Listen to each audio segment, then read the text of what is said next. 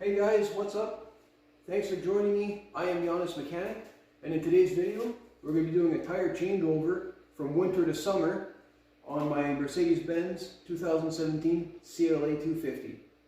Stick around.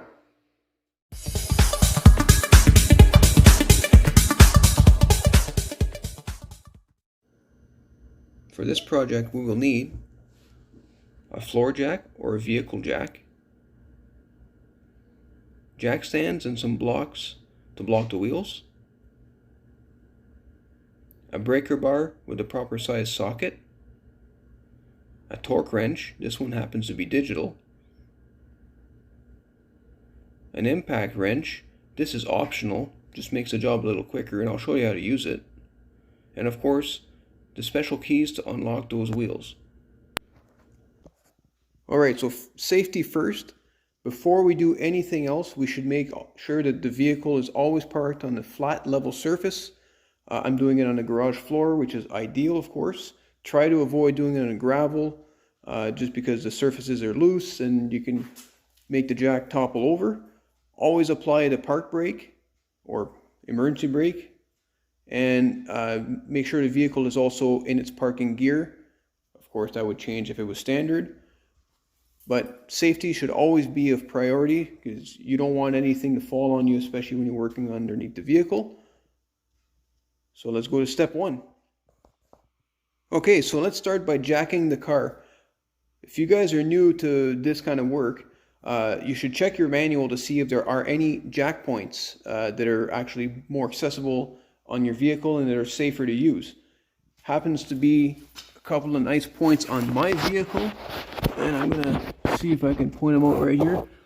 Those two nice big pads that are black are what you want to use. There's one in the front here, and if I go all the way to the back, there's another one at the back. If it was on a hoist, this is what the technicians would be using, but for us, we're going to be using the same points using our floor jack. Okay, so once we get the vehicle off the ground, and it doesn't need to be super high, you just need to be able to get just a little bit of ground clearance, enough so that you can remove the wheel. Once that's done, you should always install your jack stand, because that's what's going to hold you up if in the event anything was to happen. So I'm going to have to go a little bit higher here because my car is a little bit too low.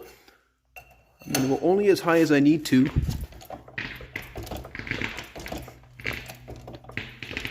In order for the jack stand to be placed underneath the vehicle.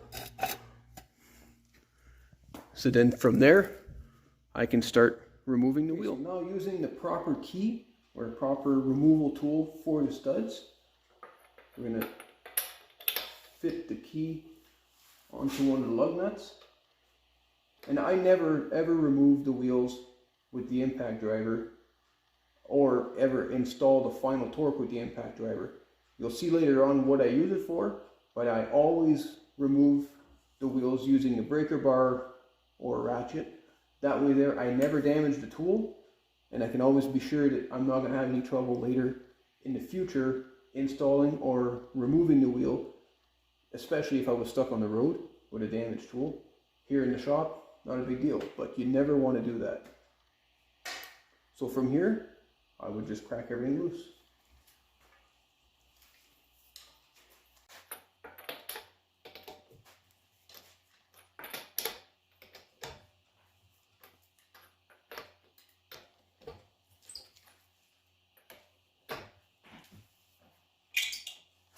After everything's loose,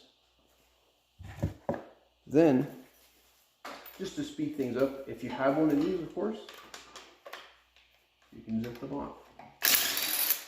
Because at this point, there's no torque on these whatsoever. And you can see that these ones here are quite a different lock, which is why you need this guy.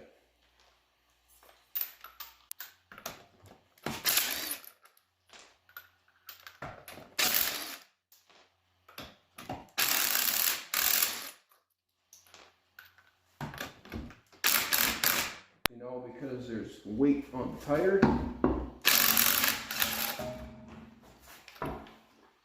gives you a little bit of a hard time.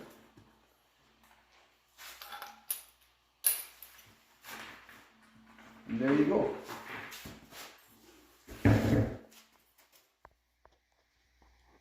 Once the wheel is removed, there's a few things I always like to do before I reinstall my other set of tires, whether it be summer to winter or winter to summer. I like to go ahead and clean a few little things because I do live in a northern climate and we do see a lot of road salt. So I like to clean a few things up. One being the caliper. I might take the extra time and put a little bit more effort into this because I like the color of the caliper. And then maybe putting some corrosion-free or any kind of penetrating oil on some of these components. You know, like some of the stuff that I might have to work on in the future. You know, nuts and bolts, brake lines. I especially like to spray the brake lines so that they don't corrode. And just kind of an overall general look at anything in here, making sure that my shock absorber is in good shape. It's also a good opportunity to take the time, now that the wheel is on the bench or on the ground and much easier to clean, to do that now than once it's on the vehicle. So I like to give it a quick spray, give it a nice wipe down with some good degreaser, and then I can put it on the car nice and clean. Here's another pro tip. Before I install my wheels, I always like to make sure that this flange is nice and clean. That way there's no corrosion buildup between this flange and the flange onto the rotor. Everything is true, everything is nice, and when I go to torque it, I don't get false indications or false torque values. So keep that in mind when you put on your new wheels. So when it comes to torque, it's important to know what that particular torque is. So for me, it actually comes inside the little kit here with your tool. The key is right now on the ratchet.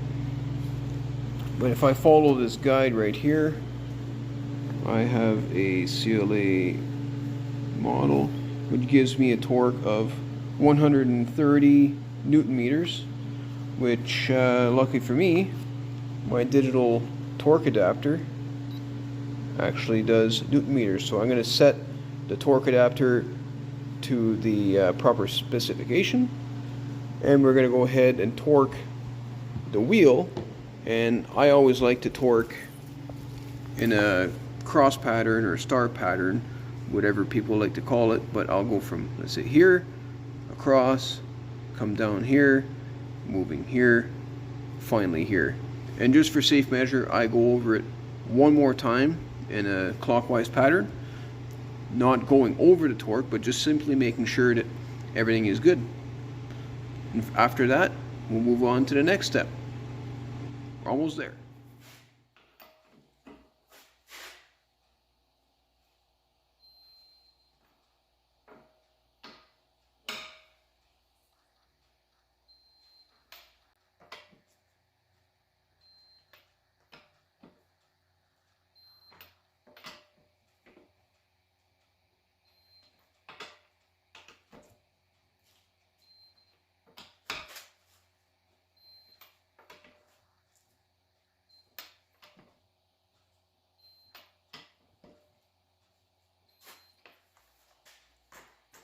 All good.